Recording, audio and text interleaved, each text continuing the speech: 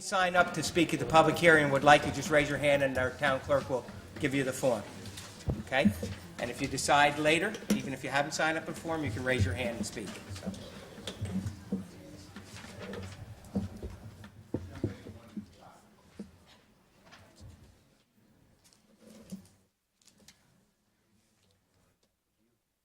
Language for the injunction on that other property. Okay.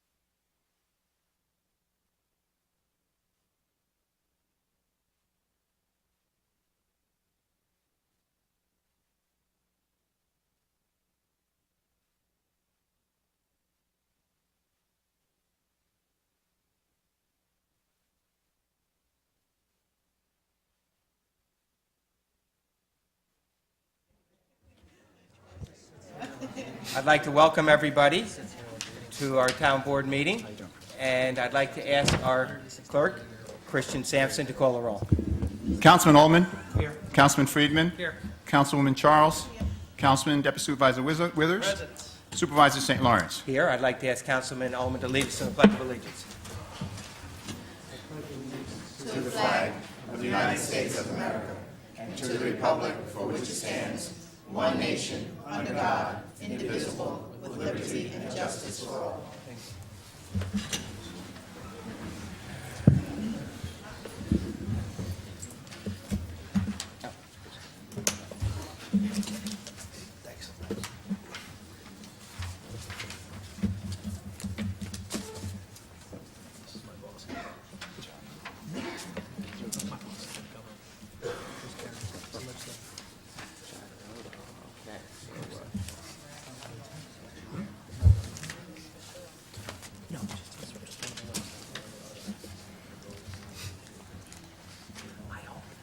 Before we open up the public hearing, we have two items on the personnel that we're going to take first. So I'd like to ask our Director of Personnel, Linda, we're going to do 3C, D, and E. 3C, D, and E? C, D, and E right now. Okay. So our Director of Personnel, Linda Condon. Item 3C is a resolution to appoint a senior citizen leader in the Parks and Recreation Department, Antoinette Mariel. Moved by Deputy Supervisor Withers, seconded by Councilwoman Charles. All those in favor say aye. Aye. Opposed? Carries unanimously. Antoinette, come up, please. Antoinette's worked with this your 10th year, and we want to thank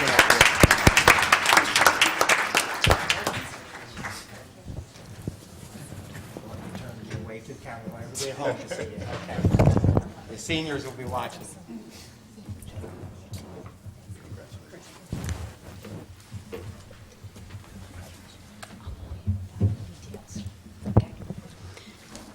The next item, 3D, is a resolution to establish the position of recreation facility attendant in the Parks and Recreation Department. Moved by Councilwoman Charles, seconded by Deputy Supervisor Withers. All those in favor say aye. Opposed? Carries unanimously. And the last item, 3E, is a resolution to appoint Nicole Plumley, Recreation Facility Attendant in the Parks and Rec Department. Moved by Friedman. Councilwoman Charles, seconded by Councilman Friedman. All those in favor say aye. Opposed? Carries unanimously. Thank you. Nicole, come on up.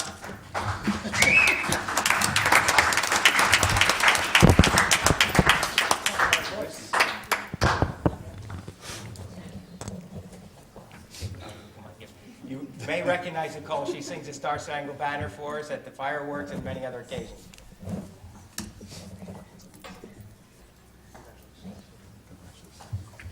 Nicole has worked with us as a seasonal for 8 years, and we're so glad to have her now as a permanent employee. Congratulations, Nicole. Okay.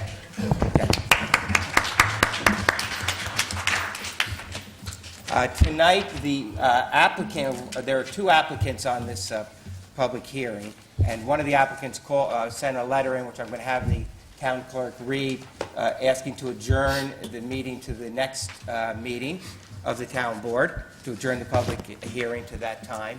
And they are still working on their submittal for their Part 3. I'll have the clerk read that, I'll have our town attorney read that. But we are opening up the public hearing again tonight. We're going to put everything onto the record, anything that people want to say. We will take no action of any kind, and we will just adjourn the public hearing to the next time as well. We'll continue the public hearing open.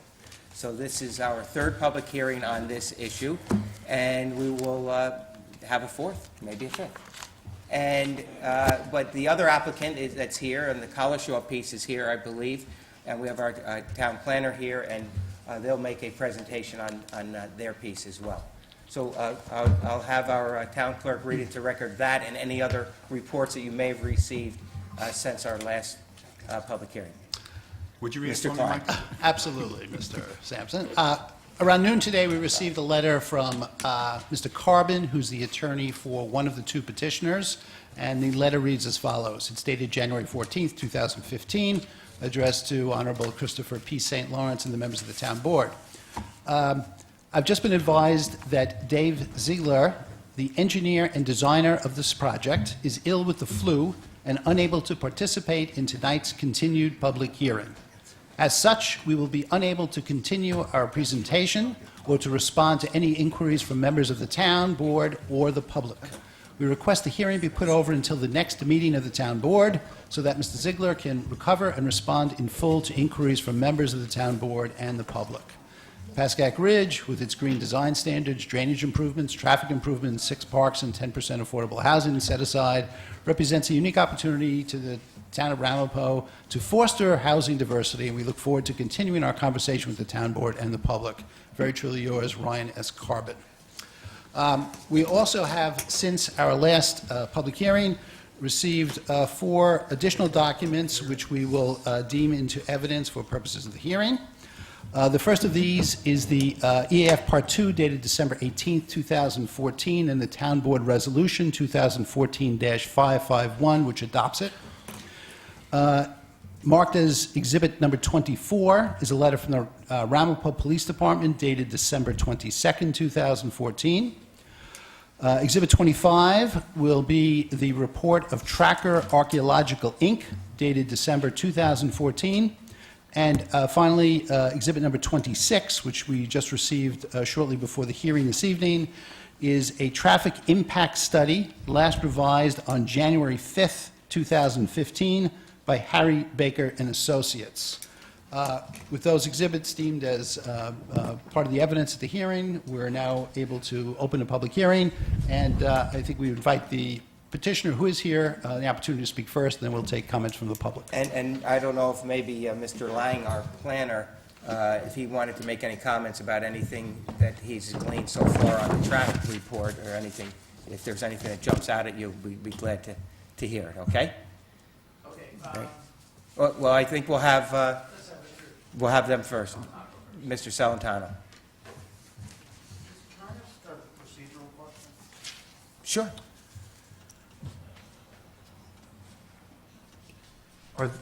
Is this considered Just to be... state your name and Oh, I'm your sorry. title, please. Daniel Krauscher from the town of Clarkstown, Town Attorney's Office. Are these applications considered to be separate applications? And if so, are we having two public hearings? There are separate applications, but the study area that we asked Mr. Lang to review in response to that covers those two applications in a slightly broader area, and the hearings are joint hearings on two separate petitions. So you're not adjourning one public hearing and continuing No. with the no, other these public are- hearing? The public hearing has been open since our very first public hearing, which was about, I think in November or December, and it's the same public hearing, and it will continue, and it will not be So- closed tonight, and it will not be adjourned, and there will be more public hearings. So- And the applicant will have an opportunity, if they wish, to get a copy of both the minutes and a video of tonight's hearing. Well, when you if they say want the to compare. applicant, The one of petitioner. the two One of the two petitioners who asked for the adjournment will have an opportunity So to there are see. what I'm asking is, there's two separate petitions? That's correct. For a zone change? That's correct. Okay, thank By you. adjacent landowners. You're welcome, Dan.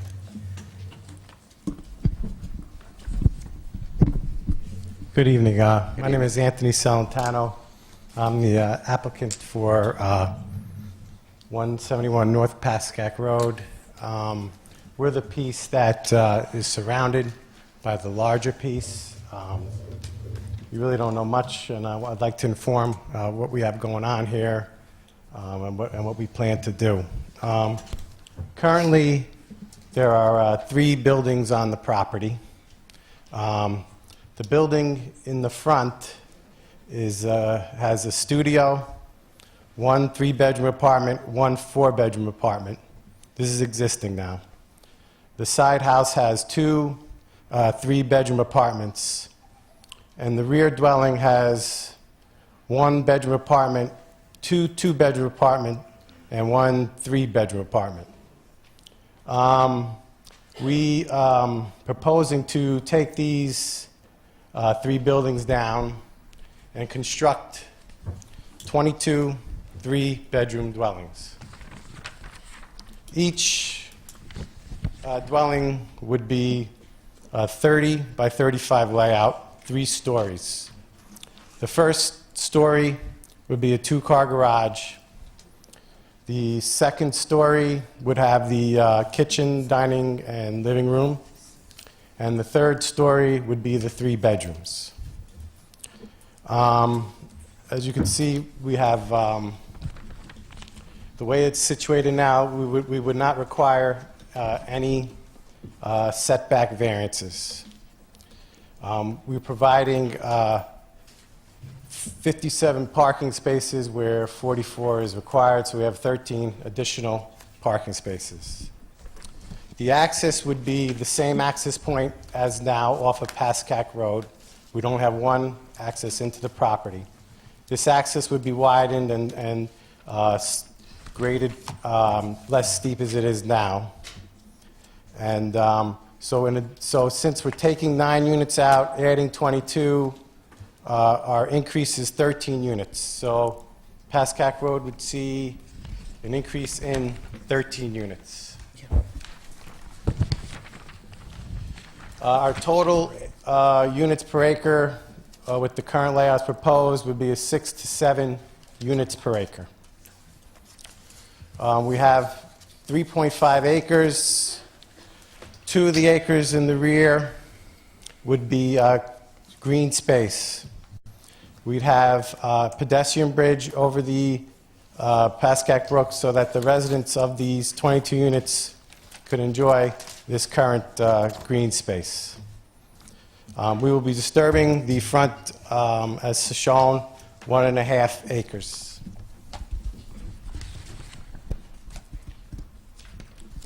We'll be saving the majority of the trees on the site.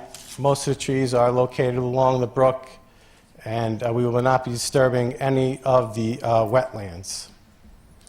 The property, I submitted this plan to United Water, and they gave us a willingness to serve, and we'll submit that letter. In addition, now the sewer, we have 2 sewer mains running through our property. One is a 21-inch reinforced concrete pipe maintained by Rockland County Sewer District number 1, and we will be connecting directly towards that. So our we will not have any sewer impact on the local streets. In addition, there is an existing, actually a brand-new 24-inch line that the Rockland County Sewer District has put in that runs through our property also.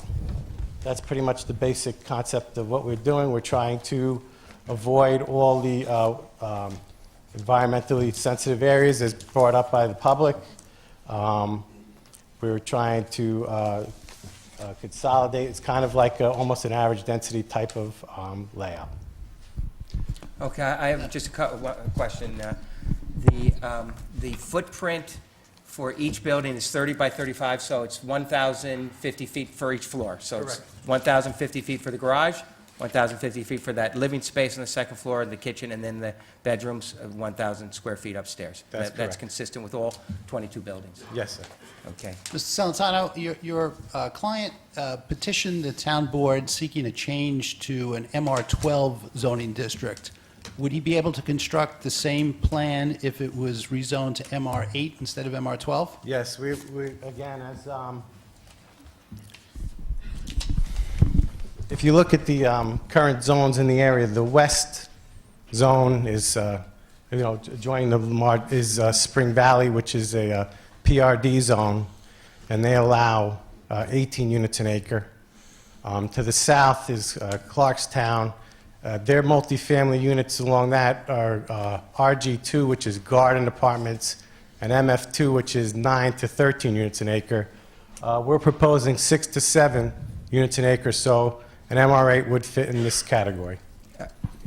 Okay, I have a follow-up question, what you just asked, counsel. The, you know the number of acreage, you know how 22 buildings, why do you say 6 to 7? Is it 6.5? Is it? Yeah, 6.5. Is that what it is? It's between 6 and 7? Because even if it were rezoned to an MR8, this board would have the ability to restrict in an MR8 to 6.5, or a number less than 8. So I just wanted you to be aware of that as well.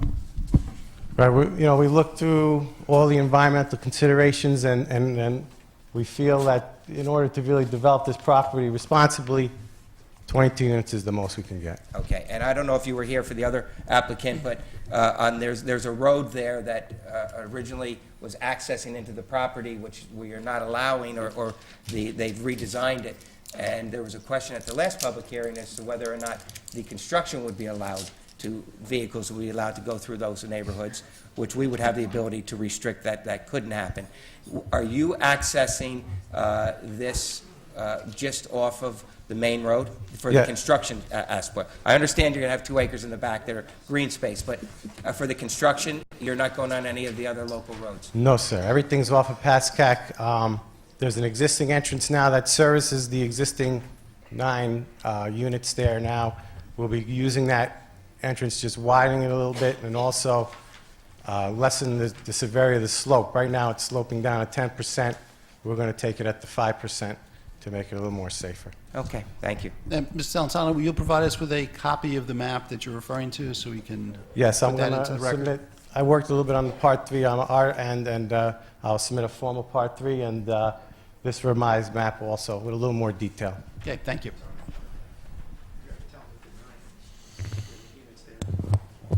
Right, the 9 units there, one of the things that was brought to our attention is those 9 units there that are non-conforming. They're too close to the road, so we're going to take those down and then construct all 22 new units.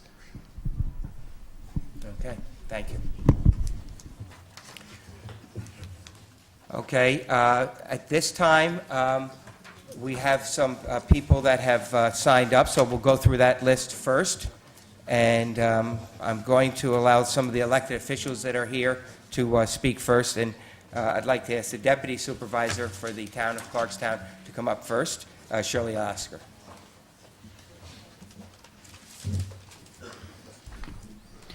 Well, good evening, Supervisor Lawrence and members of the town board, and good evening to the public. My name is Shirley Lasker. I'm both a resident of Clarkstown and a member of the town board. Supervisor Gromack couldn't be here tonight, so I'm here in his stead as deputy supervisor. I'm here with Deputy Town Attorney Dan Krashower, who's our attorney with the Planning Board, to express the town's concern over the proposed Pascack Ridge development. And I just see my colleague, George Homan, Councilman George Homan, is here as well. And we'll let Mr. Holman speak next. Go ahead, Shirley. And I have some comments, I guess, to add to or emphasize from the last time I was here.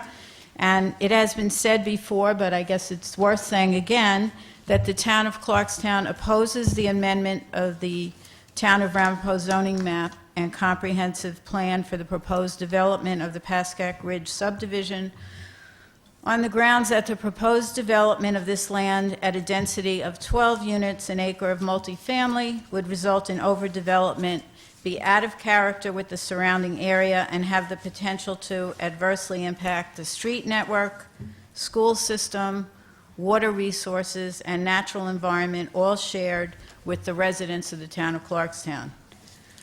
Your neighboring Rockland municipalities agree. The Rockland County Planning Department agrees. Municipalities in New Jersey agree. Your residents agree, and our residents agree. This should not be passed. We ask that you not pursue this, that you consider the broader implications of your actions, and that you instead undertake an update of your comprehensive plan. Truly look at your community, at our county, our home, and how development of Ramapo affects us all.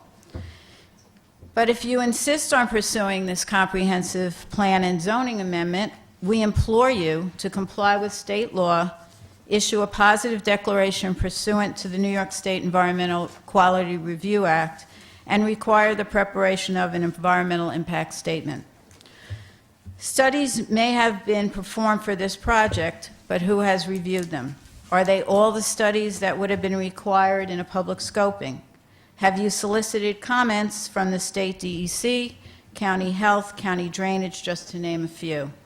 Have you responded to all of the questions from the people who have come here for 3 very cold nights with their concerns?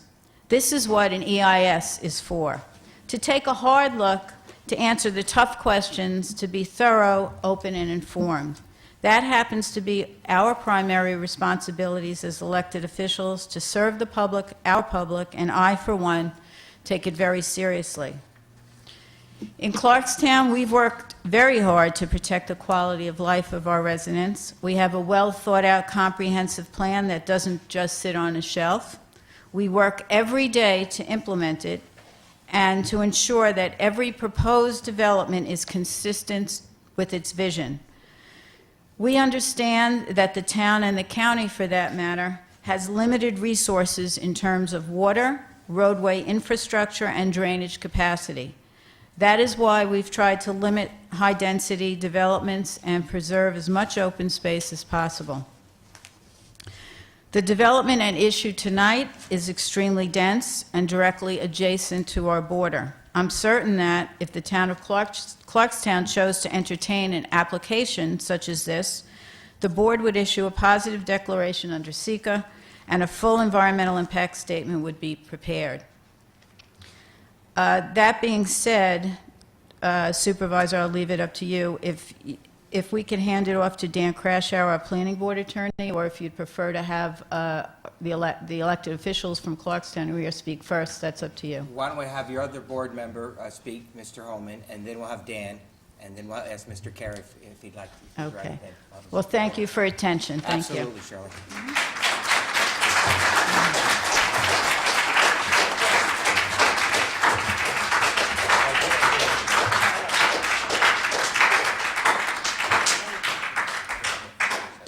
Good evening, Supervisor St. Lawrence and members of the board and members of the public. And before I go into my written comments, I do want to thank you. This is the third opportunity that I've been able to speak. It's highly unusual when an elected official in one community goes and speaks at a public hearing in another community.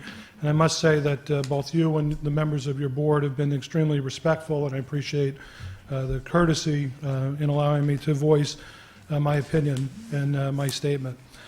Thank you again for allowing me to speak here. As a councilman for the town of Clarkstown, I'm speaking on behalf of my constituents and also as a concerned resident living in Nanuet.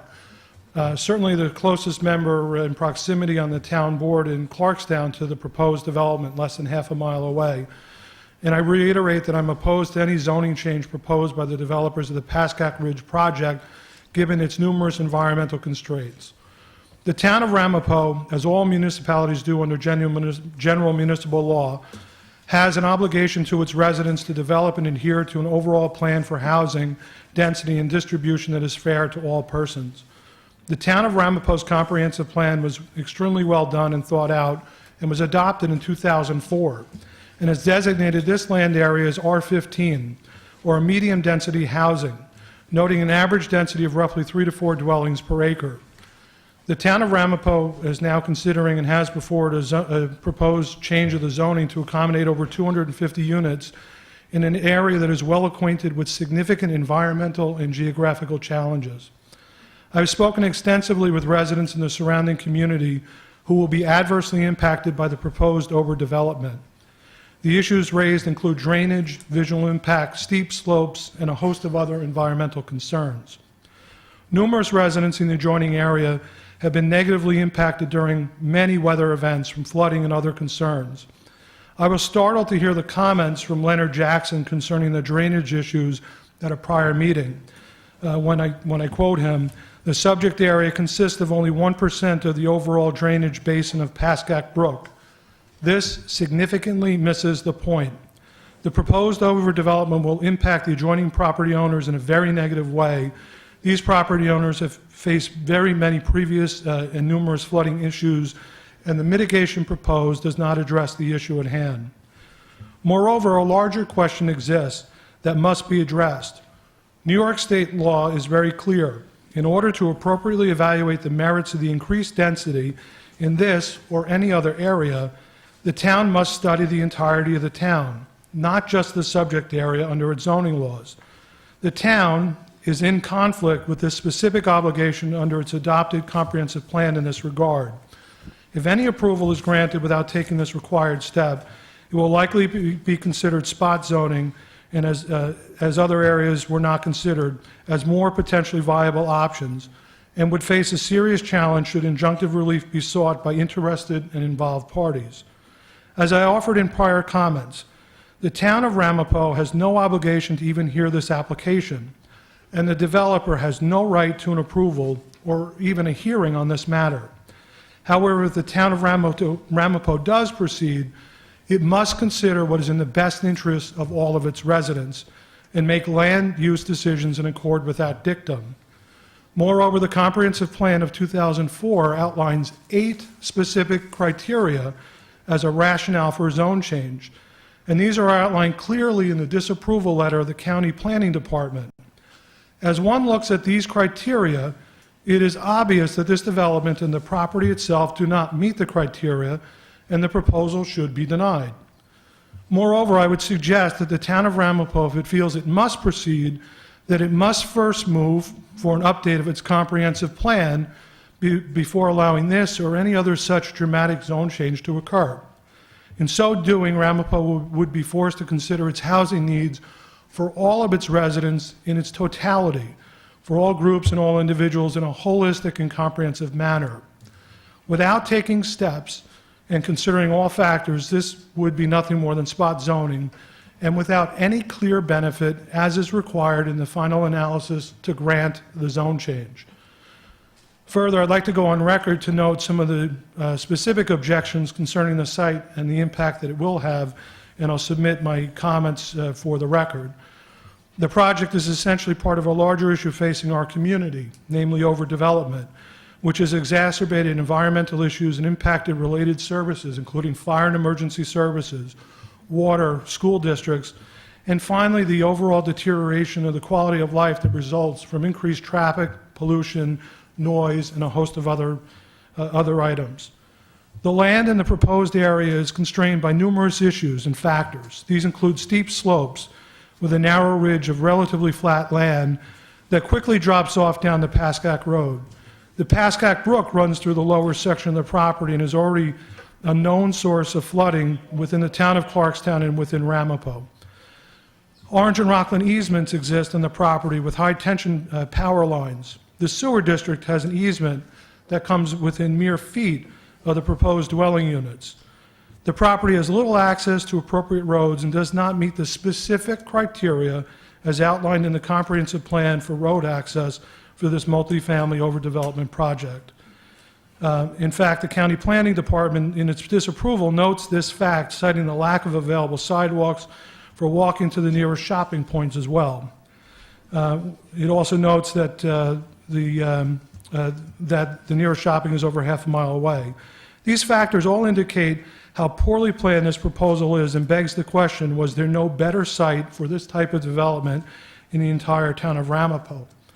Certainly, if the town were to undertake a full update of its comprehensive plan, it could answer that question.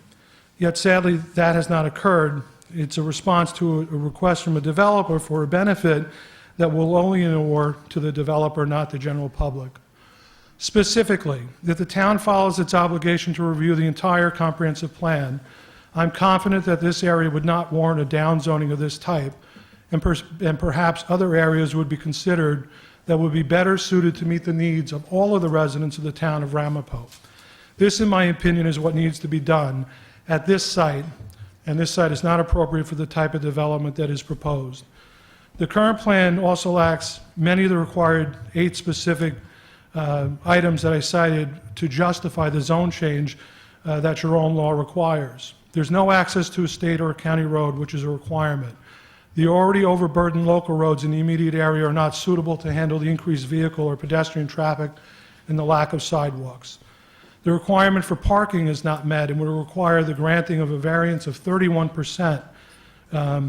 Building setback requirements are not met, and drainage issues are minimized, as I cited earlier in my statement. These all pale in comparison to the issue of the overall location for development of this density. Any one of the surrounding neighbors who have been faced with flooding, traffic, and other serious issues now can tell you that this will not only become exacerbated by this project for them, but it will clearly not be a benefit if it's approved. And this is just such a terrible location to consider for this project. Therefore, given the adverse impacts and more importantly, given the lack of a comprehensive review as is required under the law as to the actual public benefit that this development would provide to the citizens of Ramapo, I ask that you deny this application and move to the development of a new comprehensive plan that will evaluate the land use needs of the town in their totality. That would be more appropriate, that would be the most appropriate avenue to pursue to determine if this type of housing is needed. If so, where it would be most ideally located. In any event, it can't be here, given the aforementioned issues and environmental concerns. Finally, under seeker, the town must answer all the questions asked and address all the points raised to date, and this hasn't happened from the developer or from their consultants or, frankly, from the town. The town must complete a full review, and given that the applicant themselves have indicated that this will have a significant environmental impact, a positive declaration under seeker, if this does proceed, not only for the project but also for the change of the comprehensive plan, must occur. In closing, it's, again, just to summarize, it's highly unusual for an elected official to go to a neighboring municipality and offer these comments. But in the prior meetings, the 2 meetings that I've been here and spoken, I've raised these concerns on behalf of my constituents and on behalf of the people of Ramapo as well. I'm here tonight again to raise these concerns, but I again want to thank you for your courteousness and for your professionalism, not only from the supervisor but from the members of the board and from your staff. This, after all, this proposal, will have a significant impact. And I also want to thank you for your courteousness, even after I proposed the town potentially going to hire outside counsel to protect the rights of our citizens. You've been very courteous to me in listening to my statement. I'll summarize and conclude with this. You need to deny this applicant and this proposal. I would respectfully submit and start over with a review and an update of your comprehensive plan so that you can identify what exactly needs to be done within the town of Ramapo to meet the housing needs for all of your residents, not placing this overdevelopment in an environmentally sensitive neighborhood that will detrimentally impact many, many residents in multiple municipalities. Thank you. Thank you, Mr. Holman.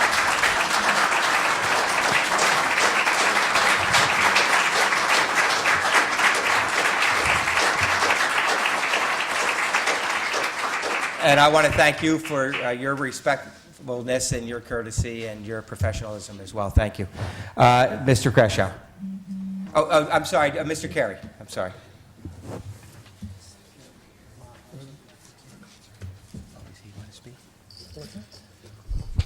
Thank you, Supervisor. Before I use my prepared statement, I did want to say I'm a little disappointed in the turnout tonight.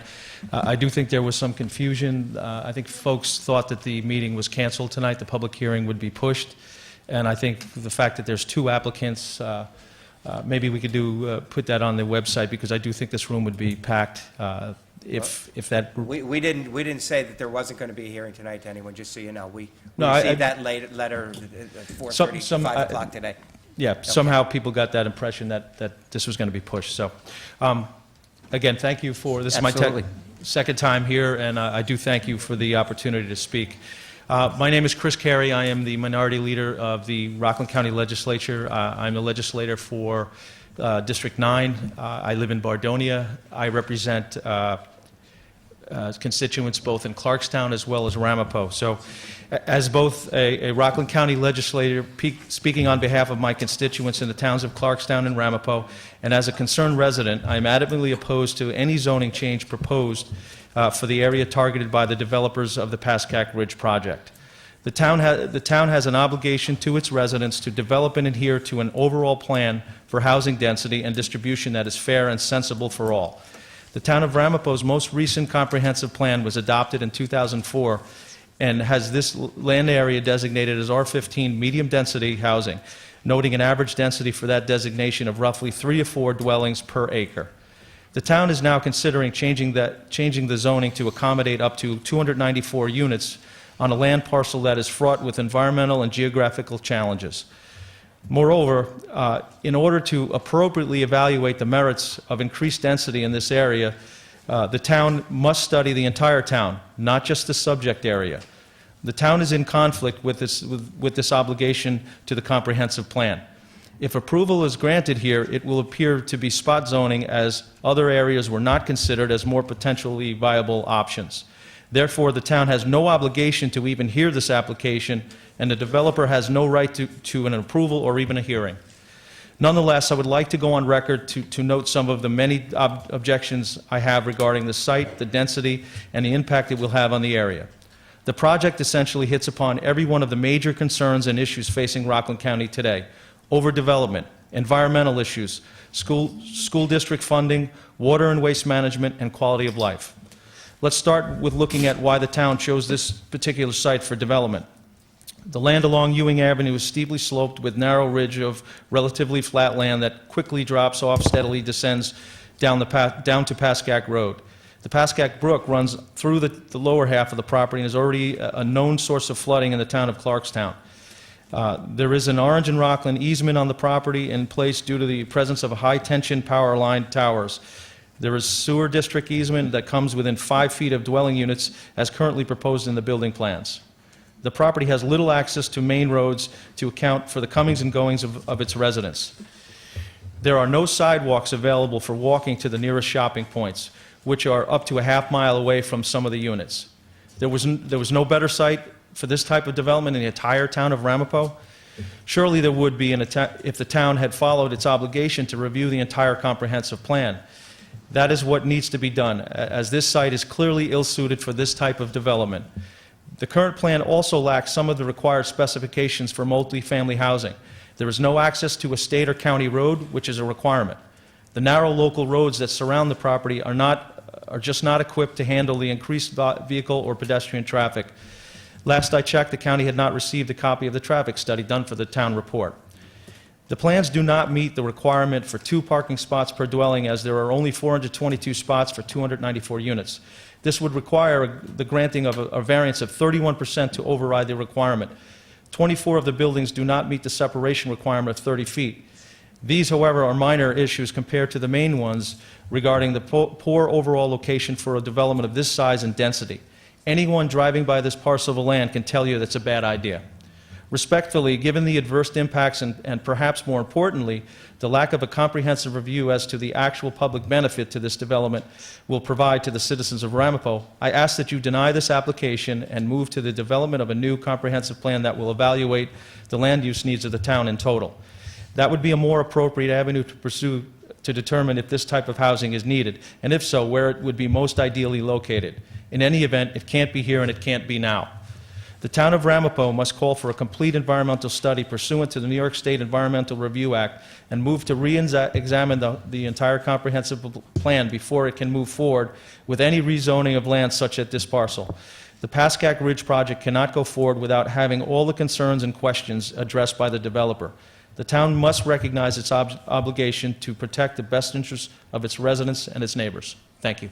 Thank you, Mr. Carey.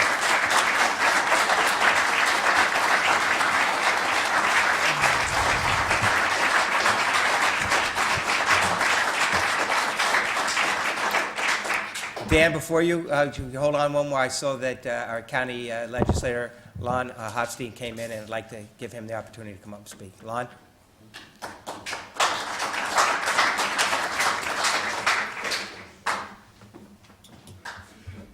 Thank you, Supervisor Lawrence, members of the town board. I know you've heard a lot of messages, Councilwoman Lasker, Councilman Holman, Legislator Carey. I'm not about to reiterate all the facts. Everyone's aware of that. Today I posted a message on Facebook. I don't envy the members of the town board. It's not an easy decision. But I can tell you I'm recently elected to the Rockland County Legislature. I represent North New City and parts of Pomona, and I'm new to the political situation. But I'm very well aware of the fact that as elected officials, we're here to represent all the people. And when I read over the information that has been submitted to me, it's clear there's a great deal of concern by the citizens of the Ramapo and adjoining communities. And there seems to be levels of doubt as to whether this is the most prudent approach to take. So I just say, on behalf of the residents, we're here to serve all the people. And if there's so much question going on about a project like this, it's time we take a step back and reevaluate, listen to what the experts are saying, listen to the people, and say maybe this is not the right thing to do. Thank you.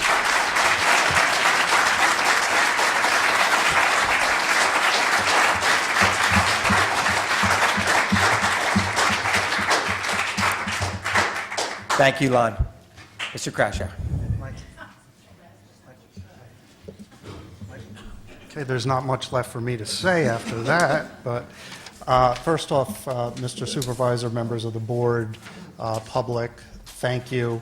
I wish Washington actually worked as well as this process appears to be working, and that people listened to each other in a respectful way, and that the bipartisanship that's being shown here is really refreshing, and I think could be a lesson to all.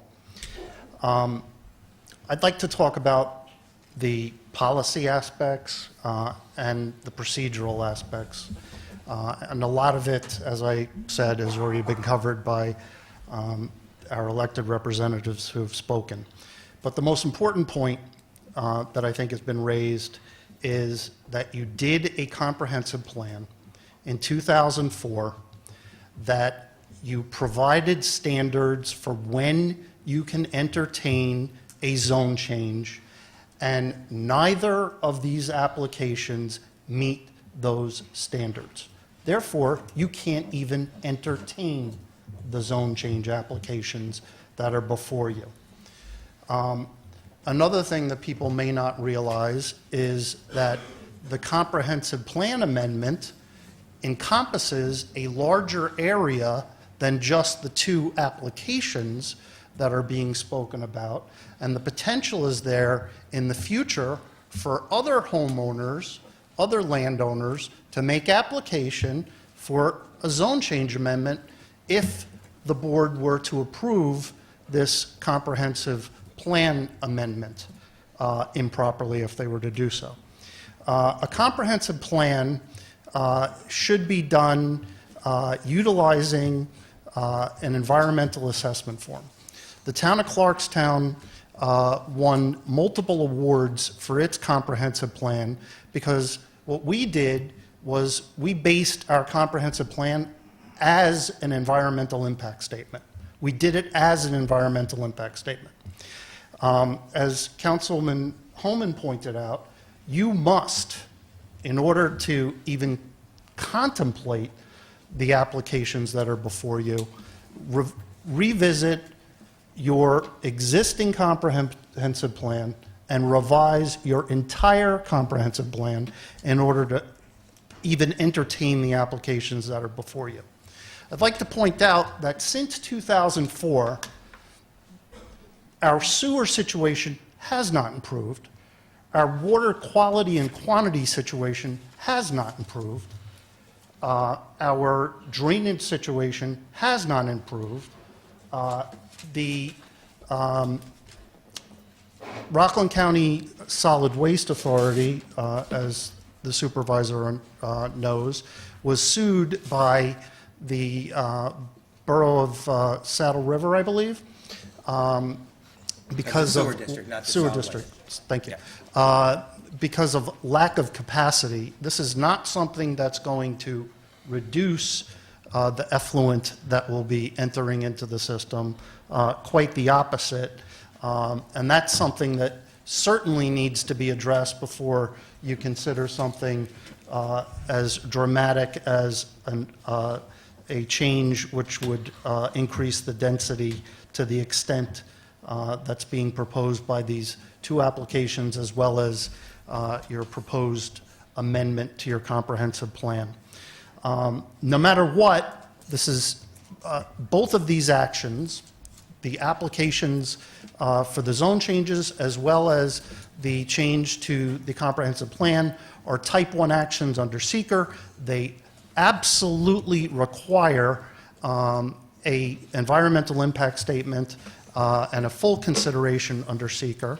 Another thing that I'd like to point out is that since 2004, New York State has not only adopted stormwater management regulations, but has recently revised them and made them even stricter than they've ever been. Being that this is in an environmentally sensitive area, as your original comprehensive plan pointed out, this is something that would certainly mandate a full environmental impact statement, even on its own.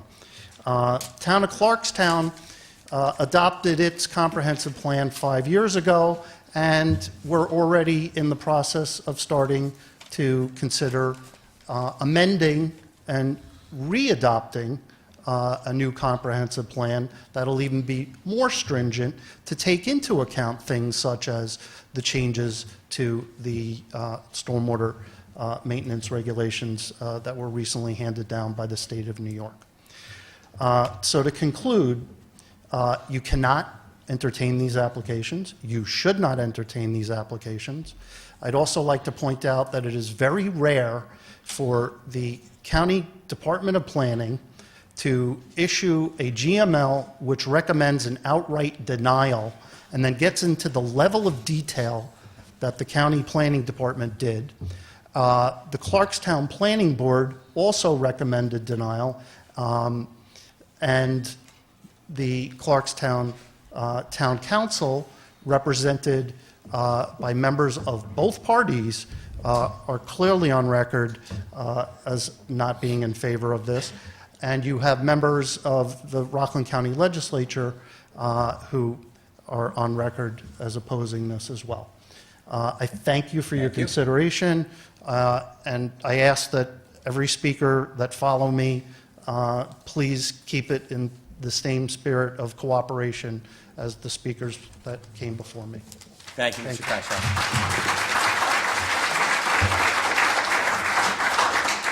The next speaker is John Noto. John?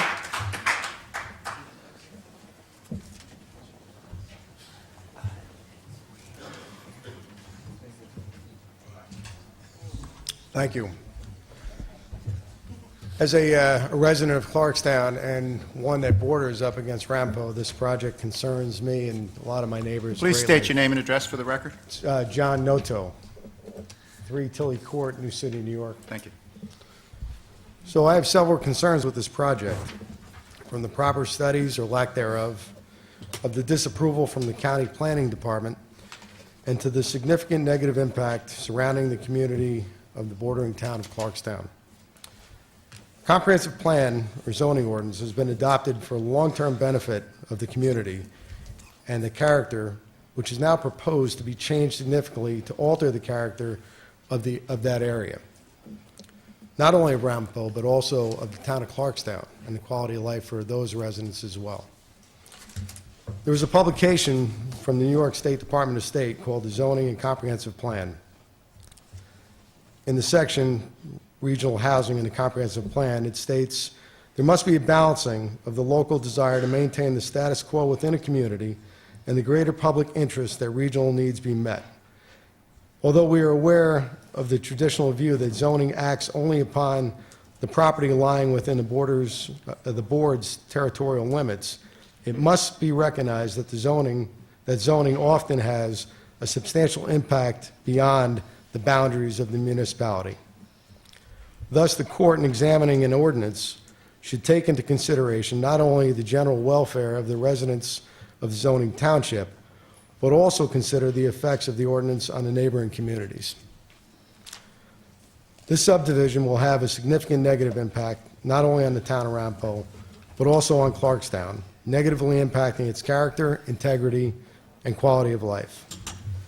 The County Planning Board has disapproved in writing of the changes to the comprehensive plan with respect to this proposed subdivision.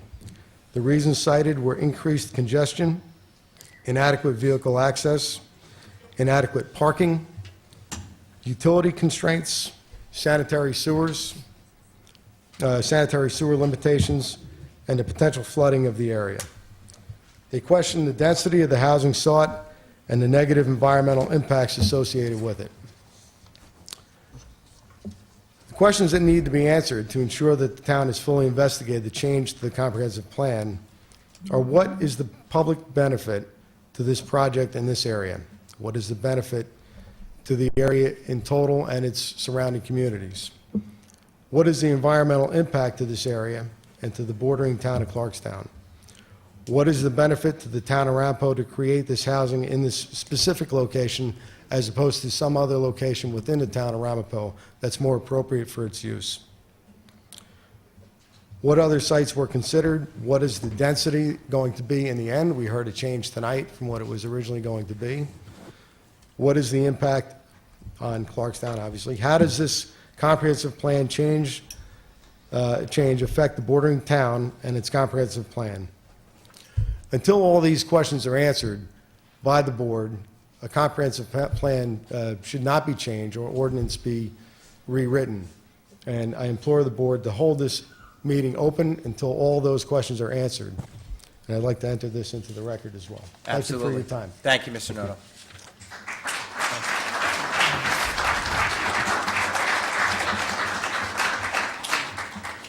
The next speaker is Donna Drygas from Nanuet. Donna?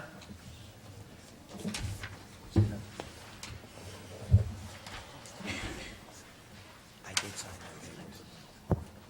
that. Thank you very much Thank for you. allowing me to speak. I also spoke at the first meeting. My name is Donna Drygas. I live at 15 Carriage Lane in Nanuet, New York. And for the past at least 15 years, I've been very active with Keep Rockland Beautiful and cleaning up the Pascack Brook after the dam broke at Lake Hyunga. So I have some questions, and I was a little upset at the last meeting. Ryan Carbon, who is the attorney for the builder, announced that he was annoyed because there was so much misinformation going out public. And we're not, the public here is not engineers. We don't know how to read the prospectus. We don't even know where it is. So if you'd be so kind as to tell us where we can read up on this information, so we know we can get those answers if they're not presented here. But a lot of the misunderstanding or misinformation that's going out into the public can be rectified if some questions, simple questions, were just answered here at the meetings. One of the questions that was asked last meeting was well, let me go back. The first meeting, we were told that there were 210 units with 4 to 6 bedrooms.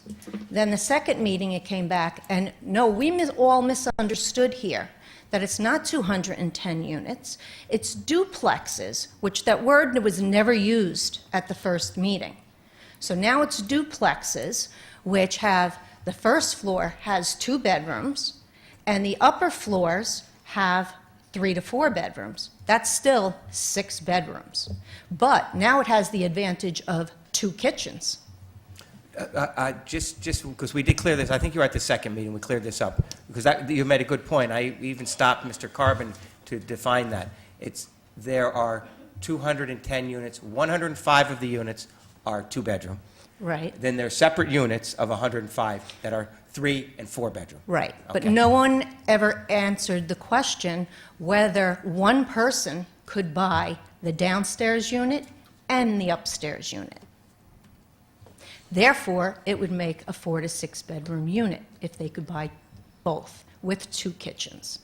Well, it'd still be 2 units, though, you know, if they, on the tax records, even if someone bought two parts of it, it'd still be 2 separate Right. tax units. Now, and what 2 I separate- don't understand is, my home is just about a mile down the road off of Pascack Road. Our development's only about 20 years old. The development across the road from us is about 15 years old. My home is a 6-bedroom home.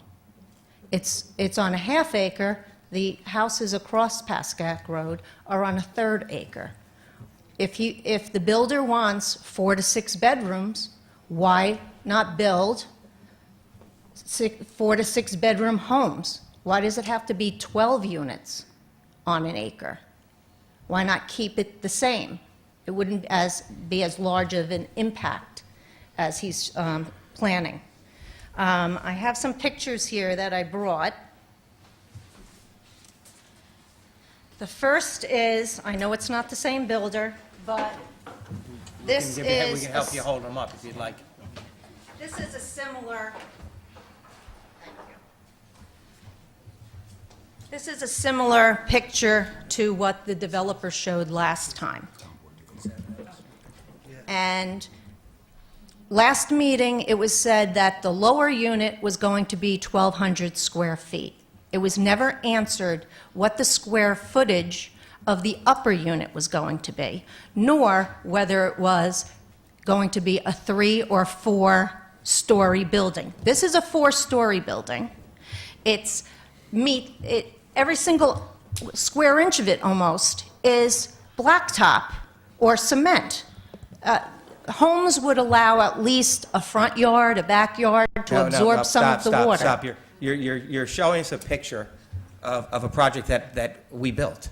That is the Ramapo Local Development Corp. Elm Street project, and you're wrong. Over 60% of the property is parked land and dedicated wetland protection. There's a park there, so you're wrong. And that's not a duplex. That's a 12-unit building there, and it's a different zone in a whole different area. So it's 12 units. What's different about this 12 units versus the That's 12 units that are going to be built? That's 12 individual units in one building. That's a project that has 11 buildings and 132 units. And each one of the 11 buildings has 12 units. and it's not all concrete, and it's a very beautiful site, and it has Okay, park. let's go back. There's a dedicated park there, for about, the coverage on that is It looks is only like a 40%. city to me. When we moved up here, we moved to a suburb. This looks like a city apartment building to me. It's 4 stories tall. It's in Clarkstown, right around the corner, too. Do you want to, like, continue on, please? I mean, we're trying to listen to everything, but you're comparing things that don't even meet the different zones.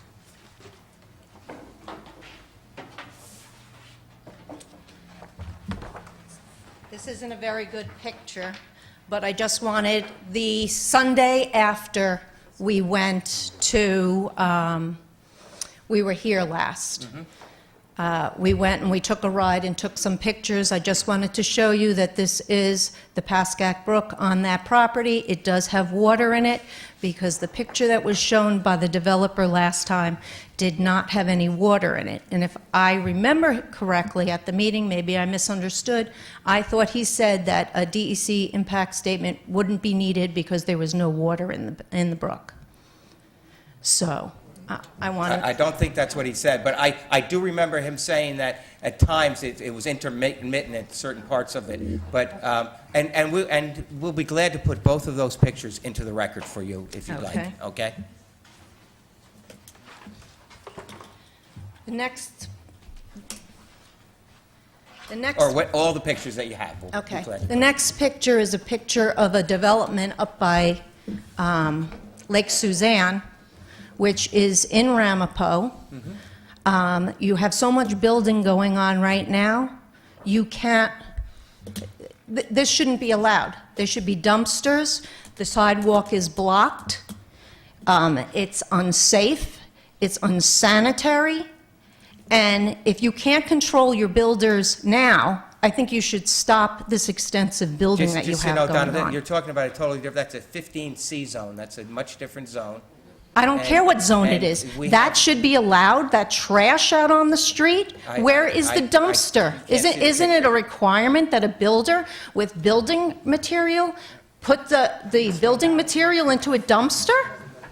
That's Spring Valley.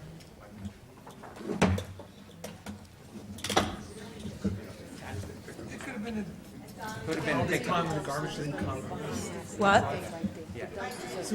I'll drive to Clarkston and find a house. Right, that way. that's not isolated. I know it's not for Passover for holiday. It's probably Pesach.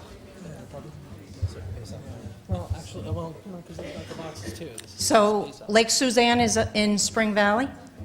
I didn't No, say that. no. Parts That's- of the that's by backside- Lake Suzanne. The backside of Lake Suzanne is in Spring Valley, in Clark, excuse me, in the village of Spring Valley, yes. But that portion right there, I think, is in Ramapo. And I don't know if that is a garbage day or what, but it doesn't typically look like that. And my last picture is of Lake Suzanne. Notice the sign right next to it, which says, "Keep our community clean." I have submitted to you 2 emails with addresses that present this problem. This is at the beginning of the Pascack Brook. We don't need more high-density housing to put that trash. That looks like it's on the day where they're picking up recyclables. It's cardboard and... But I have recyclables. 2 pictures. You want to see 2 different dates? Yeah, and you're supposed to bring your garbage cans in. Not leave them out Okay. forever. We'll be glad to submit your pictures into the record, and you can continue, Donna.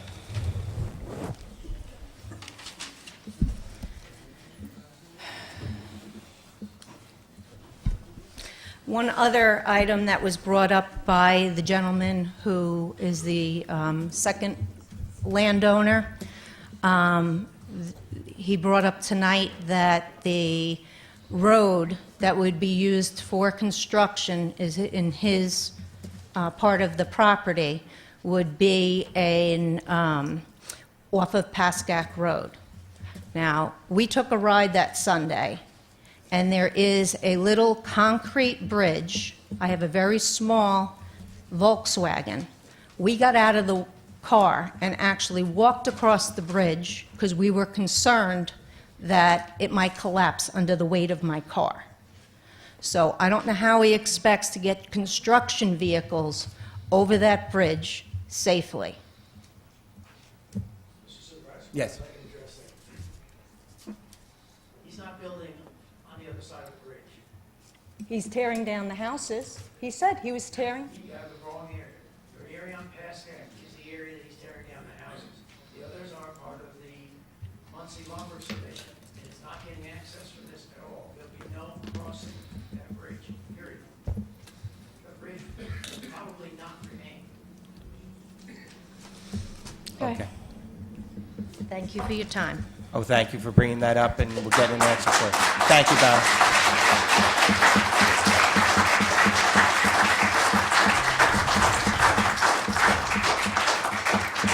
Next is Margaret Comer. Margaret. And then Gail Moggio. Number is this? Your microphone. Okay. Hi. Hi. Good evening, Supervisor St. Lawrence and the members of the Town Board.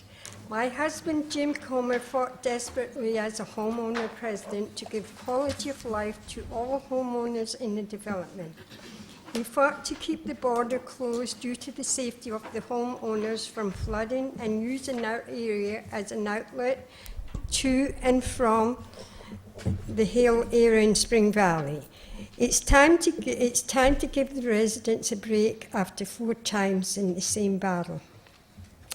This area by the border was designated parkland by Bernard and Kelly in 1987. The brook runs north from Ramapo through Clarkstown, through Orange and Rockland, easement to the tunnel on Pascat Road. Under Forest Brook Road, there are 2 tubes by my house, which is a main concern from flooding. These tubes are continuously blocked, causing the water to come uphill onto the embankment. Even though they are cleaned often, they are continuously blocked by the garbage that comes down from the brook upstream in Ramapo. During the rainy seasons, May through the summer, when it rains heavy, it is like the rapids, clogging the tubes with mattresses, tires, professional waste from builders dumping upstream. Since we are the lowest point, we are in danger of being flooded. At one time in the 80s, there was a barrier between the brook that slowed the current and the garbage downstream. With this extra water from the new buildings, the pressure on the brook will cause flooding and corrosion to the homeowners downstream. Orange and Rockland cut down trees on their property and left it there. It has the potential to go into the brook and block the water. This means that the water will back up and come upstream, and the tubes will be blocked. Most owners maintain their property as it is their investments. Forest Brook Road is on a steep hill and the curve in the road. Drivers lose control. We have had cars going into mailboxes, 2 in the month of October 2014. The excess traffic is a potential for a serious accident.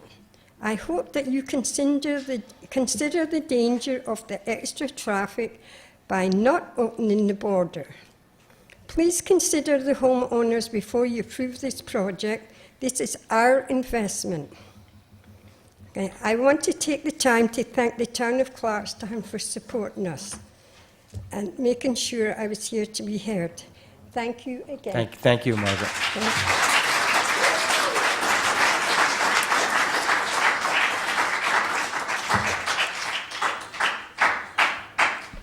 My name is Gail Mojo, and I live in Clarkstown on Clark Drive. No one has taken into consideration anything about our volunteer services.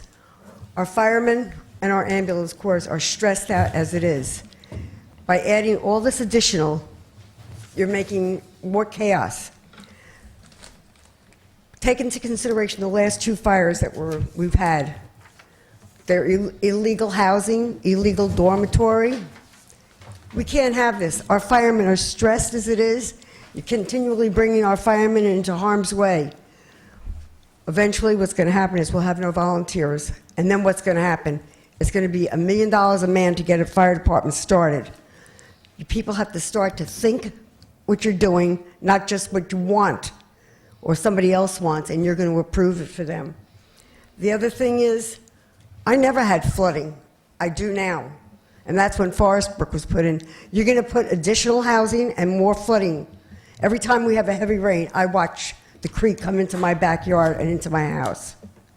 Would you like it to be your house? Would you like one of your kids to be the volunteer fireman or the person on the ambulance? I've ridden the ambulance for 28 years, and I've been stressed out.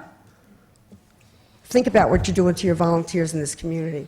It's a long haul. Thank you, Gail.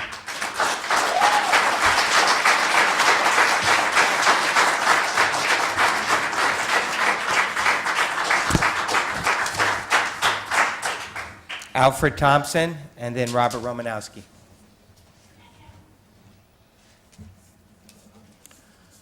Okay, Robert.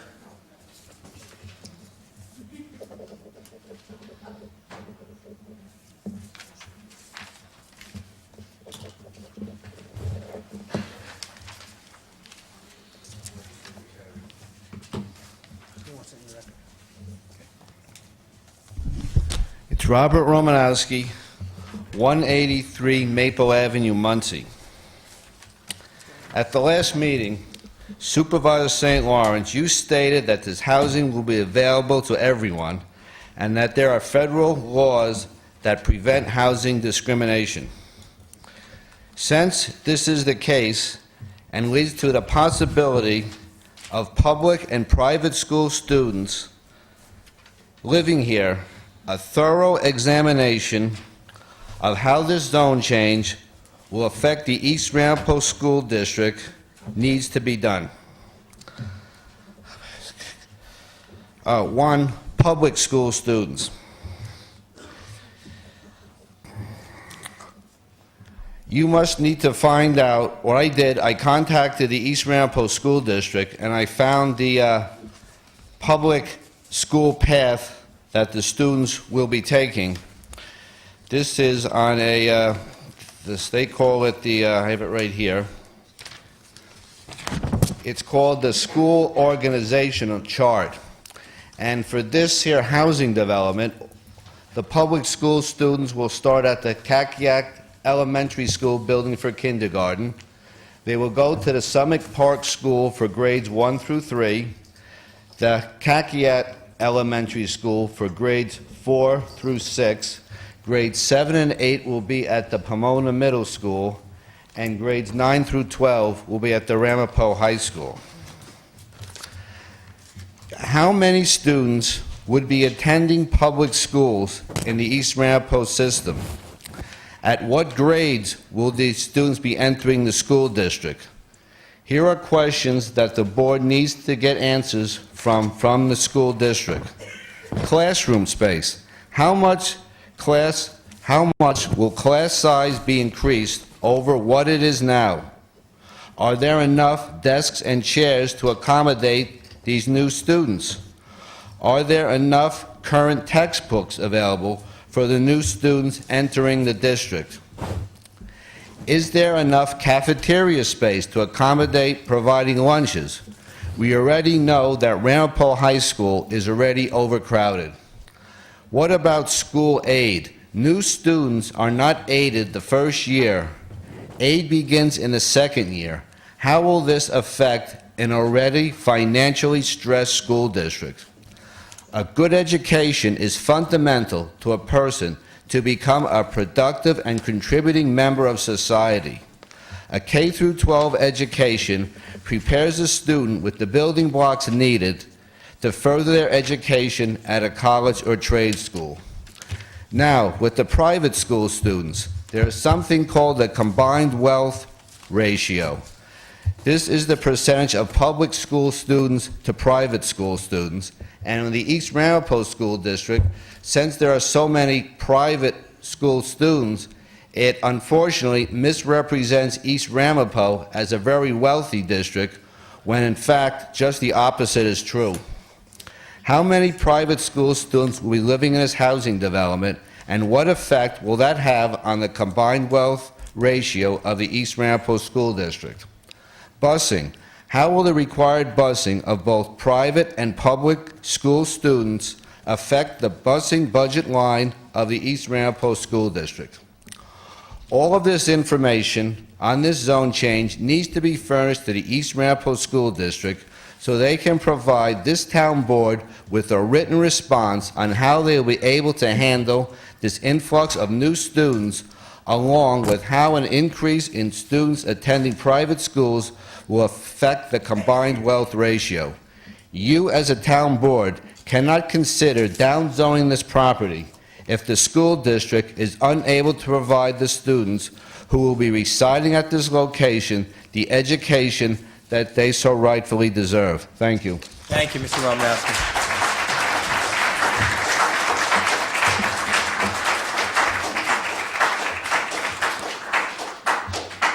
Is there anyone else who would like to speak? We will not be, come right up.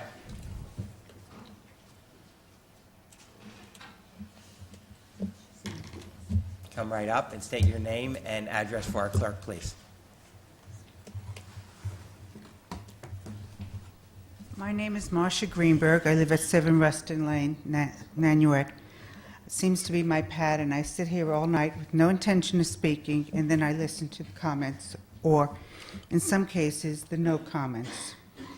I appreciate the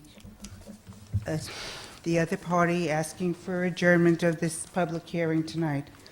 However, the reason that their engineer could not respond to us is kind of ludicrous, since there have not been any responses directly to this group.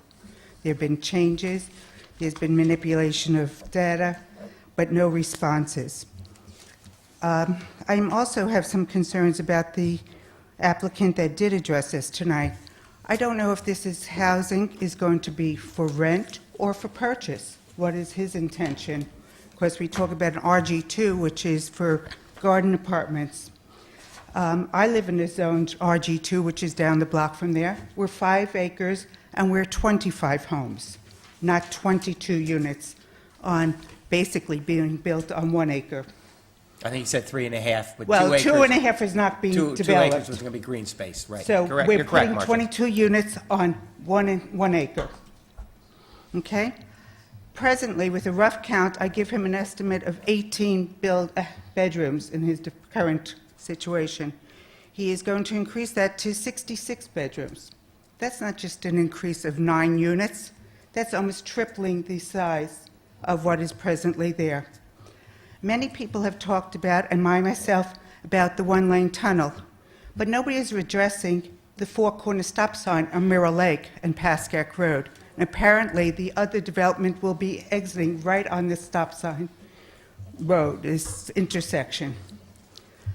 This should be part of the consideration of the developer to put in a traffic system there, and not one like we have down at the Spring Valley Marketplace, which is hazardous to anybody trying to get through there at all hours of the day. That's a good point. We've addressed many questions about East Ramapo School District. We all know that busing, even if these children attend private school, busing will have to be paid by the taxpayers.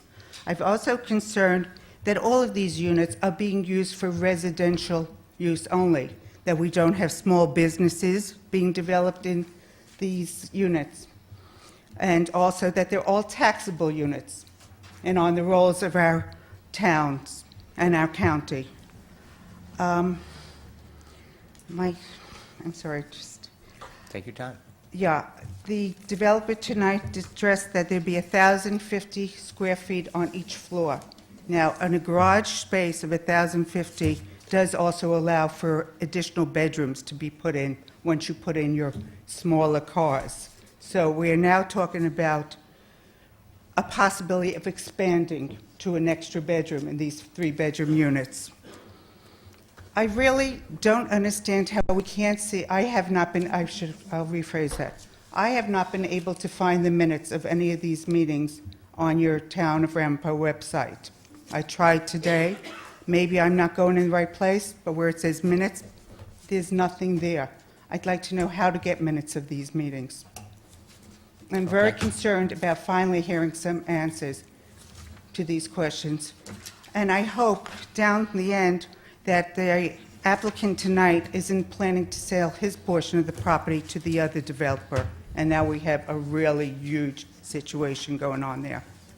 Thank you, Marcia. And thank you, Marcia, for your comments.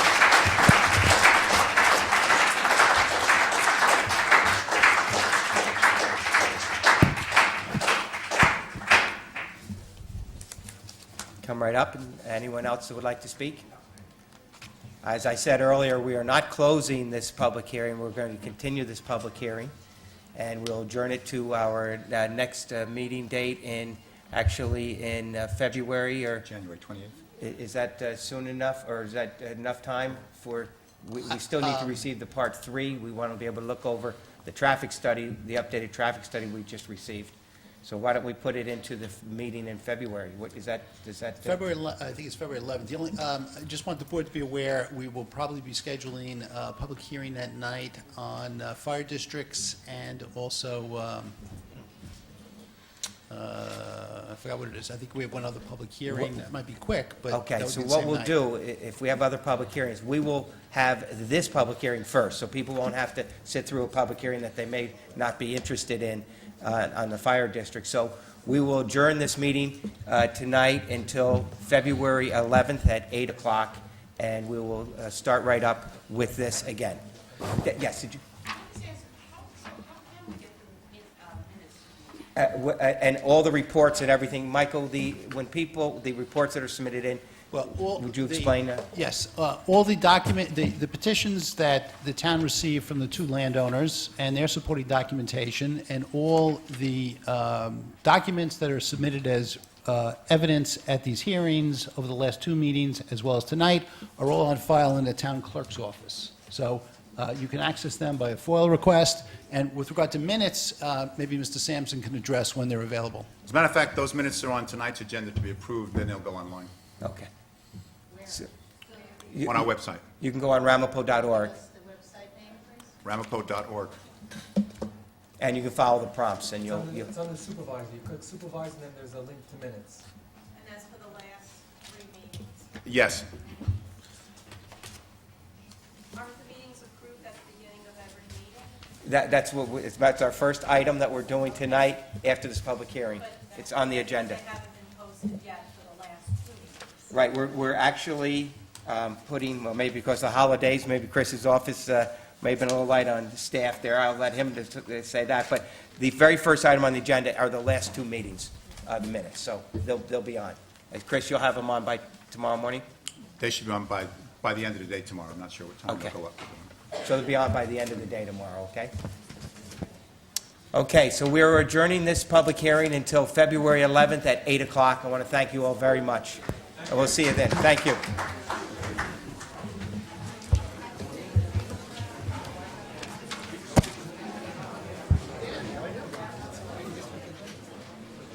Thanks, Dan.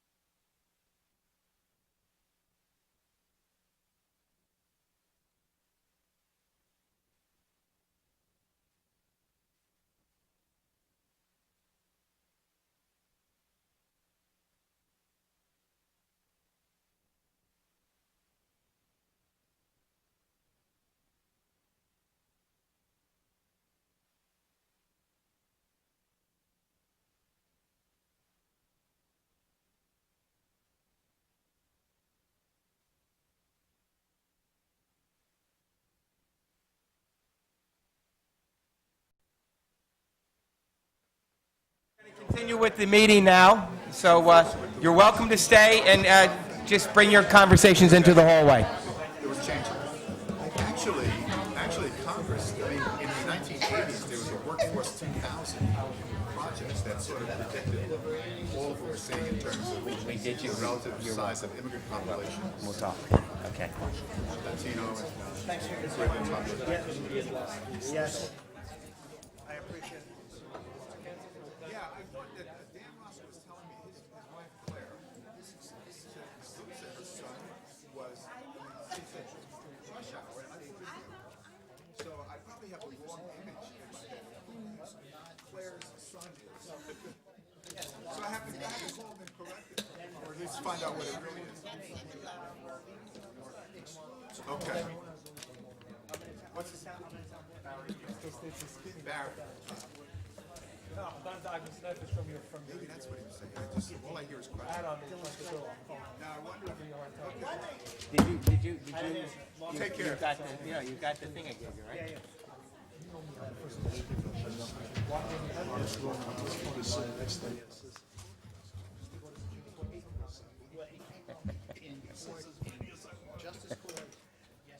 Okay, the first item on the agenda is the acceptance of the minutes for the regular meeting of December 10th, 2014. Charles? Moved by Charles, seconded by Withers. Deputy Supervisor Withers, all those in favor say aye. Aye. Opposed, carries unanimously. Next item is acceptance of the minutes for the regular meeting of December 18th, 2014. Charles? Moved by Councilwoman Charles, seconded by Deputy Supervisor Withers. All those in favor say aye. Aye. Opposed, carries unanimously. Next on the agenda is our town attorney, Mr. Klein. The first four resolutions involve the approval of different agreements. The first of these is for an agreement with Air Cool Mechanical Contracting, Inc. to continue for 2015 servicing of the HVAC system at the Joseph T. St. Lawrence Community Health and Sports Center. Moved by Councilman Ullman, second by Deputy Supervisor Withers. All those in favor say aye. Aye. Opposed, carries unanimously. The next resolution amends the pilot agreement that is entered between the town, the school district, and the Village of Montebello regarding the Raymore Flanagan property. Charles? Moved by Councilwoman Charles, seconded by Deputy Supervisor Withers. All those in favor say aye. Aye. Opposed, carries unanimously. Each year, we enter into a agreement with Cornell Cooperative Extension for educational services. This approves the agreement with Cornell retroactive through 2014. Charles? Moved by Councilwoman Charles, second by Deputy Supervisor Withers. All those in favor say aye. Aye. Opposed, carries unanimously. AMI Services, Inc. is the subject of the next resolution. By this resolution, we'll enter an agreement by which AMI will be providing HVAC services for Provident Bank Park.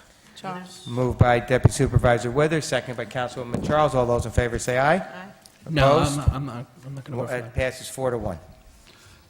We have been using the firm of O'Connor Davies, Munns, and Dobbins for a number of years to do our audits. We've received a new proposal covering 2 years, and this resolution approves that proposal for their auditing services. Moved by Charles? Councilwoman Charles, seconded by Deputy Supervisor Withers. All those in favor say aye. Aye. Opposed? Carries unanimously.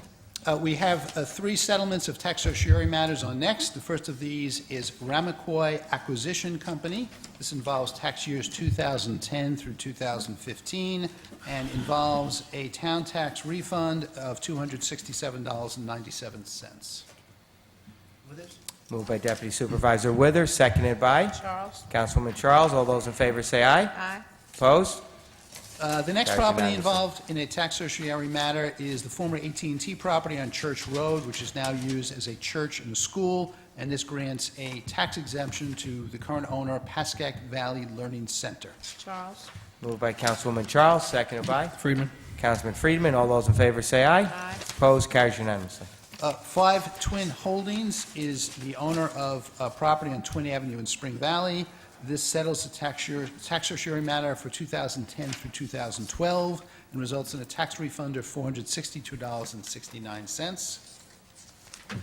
Withers? Moved by Deputy Supervisor Withers, Charles. seconded by Councilwoman Charles. All those in favor say aye. Opposed? Carries unanimously. We have a request by a landowner at 10 Nesher Court who wants to expand the building on that property to move an existing drainage easement. This has been reviewed by both our Highway Department and by our Department of Public Works. The new easement will actually increase the capacity, and the landowner will also be doing some off-site drainage improvements. So this resolution accepts the abandonment of our current easement and the acceptance of a new drainage easement. Moved by Councilman Ullman, seconded by Deputy Supervisor Withers. All those in favor say aye. Opposed, carries unanimously. We've been advised by our planning consultant that there's a redundancy in our zoning law and our scenic roads law, which requires actually two different architectural reviews on certain projects. The next resolution sets a public hearing date for an amendment of the scenic roads law to avoid that duplicity in architectural review. And that will be on February 11th, 2015. No. January 28th. It will be January 28th, excuse me, I'm sorry. Why does mine say February 11th? We've corrected that. Okay. Thank you. Oh, there's a corrected one. Moved by Councilman Ullman, seconded by Deputy Supervisor Withers. All those in favor say aye. Aye. Opposed, carries unanimously. Okay, the next item on the agenda is the permanent appointment of senior clerk French Creole in the tax office. Charles? Moved by Councilwoman Charles, seconded by Deputy Supervisor Withers. All those in favor say aye. Aye. Opposed, carries unanimously. And item 3B is to accept the resignation of an assessing clerk 1 in the assessing office. Moved by Councilman Ullman, seconded by Deputy Supervisor Withers. All those in favor say aye. Aye. Opposed, carries unanimously. The next item on the agenda, we've done that covers all of the personnel items. This finance is an amendment to the 2014 budget for the County of Rockland, DWI overtime grants, and I believe that is in the amount of $6,080.88. Moved by Councilman Ullman, seconded by Deputy Supervisor Withers. All those in favor say aye. Aye. Opposed, carries unanimously. The next is the agreement for garbage, trash, and recyclable collecting in unincorporated Ramapo with our present contractor, which is Interstate Waste Services. Charles. Moved by Councilwoman Charles, seconded by Deputy Supervisor Withers. All those in favor say aye. Aye. Opposed, carries unanimously. Reappointment of our planning board alternates. Moved by Charles? Councilwoman Charles, seconded by Deputy Supervisor Withers. All those in favor say aye. Aye. Opposed, carries unanimously. Next is the reappointment of our Community Development Advisory Committee. Moved by Deputy Supervisor Withers, seconded by Councilman Friedman. All those in favor say aye. Aye. Opposed, carries unanimously. Next is the reappointment of our golf course members. I did ask that member in Clarkstown if she wanted to be on the board. That was Susan Latre, and we could add her name on there as well, if it's okay with everyone. We are, okay? Fine. So we'll add that name on. I'll get you the resume and pass it out to everyone. Moved by Deputy Supervisor Withers, seconded by Charles. Councilwoman Charles. All those in favor say aye. Opposed, carries unanimously. Reappoint the Commission on Ethics Committee members. Moved by? Charles? Withers, What are we doing with Kathleen Davis? Is she? Yeah, she did she's- resign. Okay. Well, actually, she asked not to be reappointed. Okay, so we're just going to reappoint at tonight's meeting as Valdo Santana from, She is the education member, so we need to, we'll have to get an education member for the next one. Okay. Moved by? Councilman Ullman, seconded by? Deputy Supervisor Withers. All those in favor say aye. Opposed, carries unanimously. Next is a holiday exchange of Lincoln's birthday. Charles. The CSEA is requesting an exchange Lincoln's birthday for the Friday after Thanksgiving.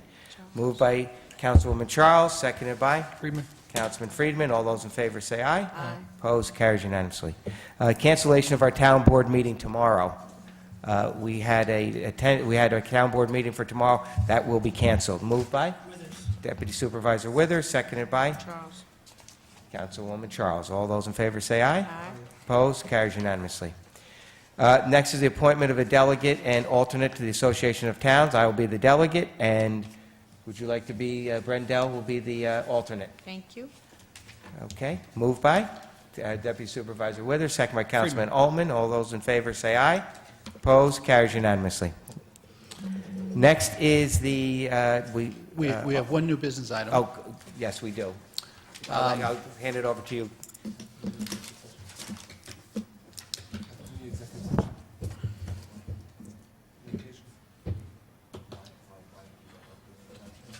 It's the first hearing. So I wonder what the problem is before we go. The problem is that they're occupying a space in the, I believe, A basement. with no other access out, and we should immediately get an injunction, with an injunction to have them immediately leave that premise. It's been in justice court for... Yes, yes, that's the reason. That's the reason? So, if I may... Okay. Is this 2015? Yes, so there's a situation at a residence. I'll let the council speak about this.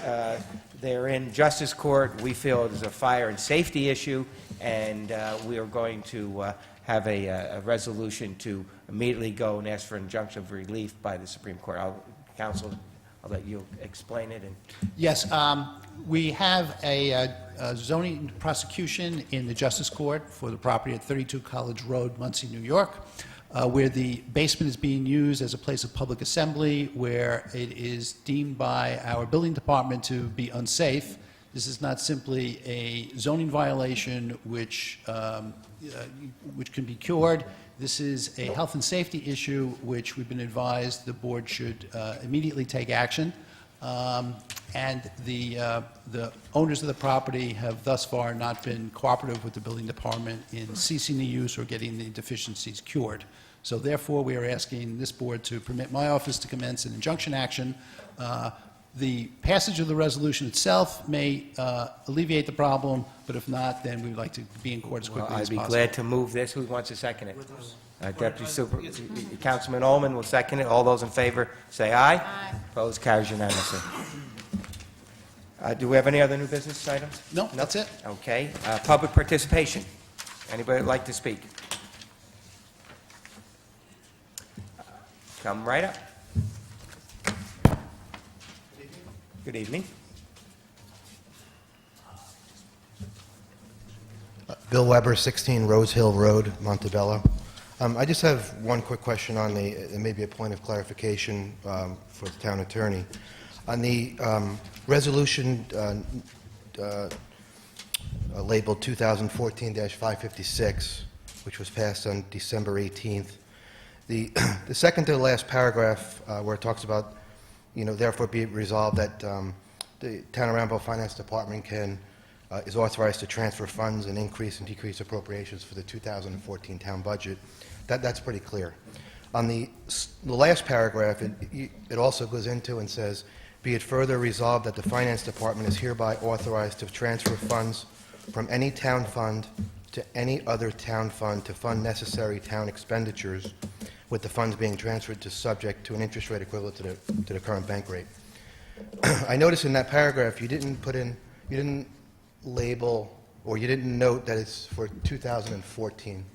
Is it? That would be for 2014. That resolution is restricted to Yeah. 2014. So it was passed on the 18th of December, that expired at the end of the year? Yes, Yeah, it would. it's purely for end-of-the-year transactions. It expires for that calendar year. Okay, so for 2015, it doesn't come into 2015? It does not at all, There's Bill. no authority? No. Okay, thank you. You're welcome. And just so you know, Bill, on the Raymore and Flanagan pilot agreement, because it's in your village too, in Montebello, that will result in a $50,000 increase in taxes to the Ramapo Central School District. Okay? Good. Okay. Motion to adjourn? Moved by Councilwoman Charles, seconded by Deputy Supervisor Withers. That was a motion to close public participation. Yes, it was. All those in favor say aye. And motion to adjourn by Charles and Withers. All those in favor say aye. Opposed, carries unanimously. Thank you very much, Mr. Sampson. We are adjourned.